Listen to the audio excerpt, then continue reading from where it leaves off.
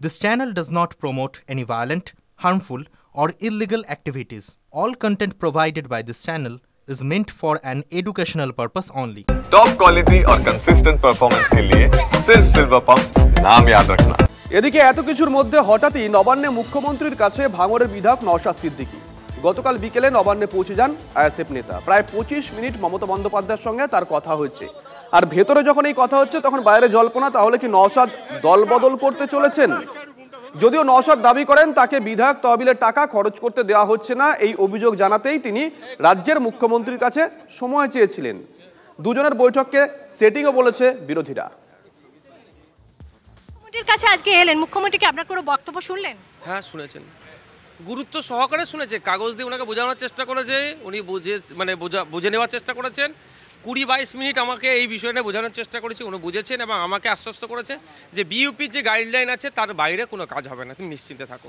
2.5 বছর ধরে কাজ হয়নি, কারাই বাধাটা দিচ্ছিল, রাজনৈতিক দল না প্রশাসন? দেখো, রাজনৈতিক দল প্রশাসনের কাছে আমি চিঠিটা দিয়েছি, স্বাভাবিকভাবে প্রশাসন কার কথাই চলবে আর বিতর্ক করবো না নতুন করে।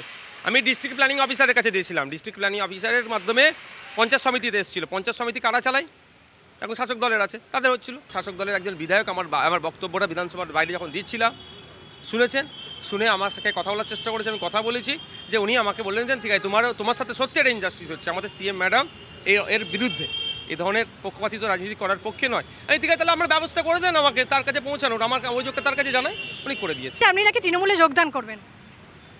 ভাই দেখুন দিদি, আমার 42 দিন জেল খাটিয়েছে, মাথায় 13টার উপরে কেস নিয়ে ঘুরছি, 4 বছর তো লড়ে যাচ্ছি, লড়াই না দাপটের সাথে লড়াই করে নিচ্ছি, আর 1 বছর বাকি তো। ডায়মন্ড হারবারে তাহলে দাঁড়ালেন না কেন? না দেখুন, আমাদের একটা পার্টির কিছু বাধ্যবাধকতা আছে, সেখানে তো আমি পার্টির ইন্টারনাল কথা তো আর প্রকাশ করতে পারি না।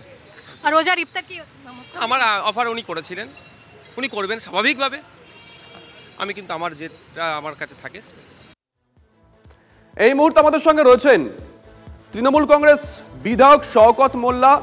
শওকত সাহেব, শুভজিৎ রয়েছি। নওশাদ সিদ্দিকী যার বিরুদ্ধে আপনারা অভিযোগ করেন ভাঙড়ে উনি কোনো কাজ করছেন না, উন্নয়ন করছেন না, ওখানে গুন্ডাগিরি করে থাকেন, তিনি গতকাল আপনাদের দলনেত্রী রাজ্যের মুখ্যমন্ত্রীর সঙ্গে প্রায় 25 মিনিট বৈঠক করলেন। তিনি বললেন যে বিধায়ক তহবিলের টাকা খরচ করতে দেওয়া হচ্ছে না, এই অভিযোগ জানাতেই তিনি সেখানে গেছিলেন। কিভাবে দেখছেন? প্রথম বিষয়টা বলি যে এদের মুখ একদিকে আর মুখোশ আরেকদিকে। বাংলার মানুষ সেটা বুঝতে পারছে, ভাঙড়ের মানুষ সেটা বুঝতে পারছে। কারণ প্রতিনিয়ত মমতা বন্দ্যোপাধ্যায়কে কুৎসা করে, অপপ্রচার করে, গালাগালি করে, আর আবার সেই মমতা বন্দ্যোপাধ্যায়ের কাছে, রাজ্যের মুখ্যমন্ত্রীর কাছে ছুটে যায়। একটা জিনিস ওরা উপলব্ধি করতে পেরেছে যে বাংলায় দিদি ছাড়া যে বিকল্প নেই, মমতা বন্দ্যোপাধ্যায়ের বিকল্প কিছু নেই, ওরা দেরিতে হলেও বুঝতে পেরেছে। পরে আমি মনে করি যে এটা একটা নাটক। এই যে আমি শুধু খালি বিধায়কের বিষয়ে বিধায়কটা টাকা খরচ করতে পারছি না, সেই কারণে যাচ্ছি, এটা একটা নাটক বলে আমি মনে করি। কারণ নওশাদ সিদ্দিকী বুঝতে পারছে যে এই মুহূর্তে ভাঙড়ে ওদের কোনো অস্তিত্ব নেই। বাংলার সংখ্যালঘুরা অলরেডি ওদের দিক থেকে মুখ ফিরিয়ে নিয়েছে। কারণ ফুরফুরা শরীফকে ঢাল করে যে নোংরামো করছে, সেটা বাংলার সংখ্যালঘু মুসলমানরা সেটা উপলব্ধি করতে পেরেছে। শওকত সাহেব, আপনি একটা কথা বললেন যে নওশাদ হয়তো এতদিন পরে বুঝতে পেরেছে এই বাংলায় দিদি ছাড়া কারোর বিকল্প নেই। যারা দল বদল করে তারা বলে মমতা বন্দ্যোপাধ্যায় ছাড়া বিকল্প নেই, তাপসী মণ্ডল গতকাল এই ইঙ্গিত দিয়েছেন। তাহলে আপনিও কি কোথাও মনে করছেন এই ধরনের মন্তব্য আগামী দিন নওশাদ করবে, মানে দল বদল করবে? দেখুন, সেটা তো বাংলার মানুষ বুঝতে পারছে। কারণ মানে যেভাবে মমতা বন্দ্যোপাধ্যায় সম্পর্কে কুৎসা, অপপ্রচার, বিভিন্ন ঘৃণ্য মন্তব্য এই নওশাদ সিদ্দিকীরা করে, আবার সেই যার বিরুদ্ধে করে আজকে গতকাল তার কাছে গিয়ে 25 মিনিট ধরে বৈঠক করেছে। এই ডালমেকুস কালা হয়, এর মধ্যে যে কিছু আছে সেটা খুবই পরিষ্কার ক্লিয়ার। সেটা আগামী দিনে সুদে আসলে ভাঙড়ের মানুষ এর যোগ্য জবাব দেবে।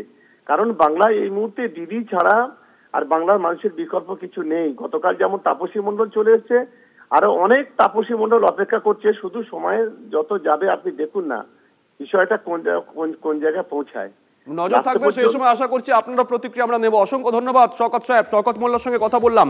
শুভেন্দু অধিকারী, তিনি এই বৈঠকটাকে দেখছেন কিভাবে, শুনুন।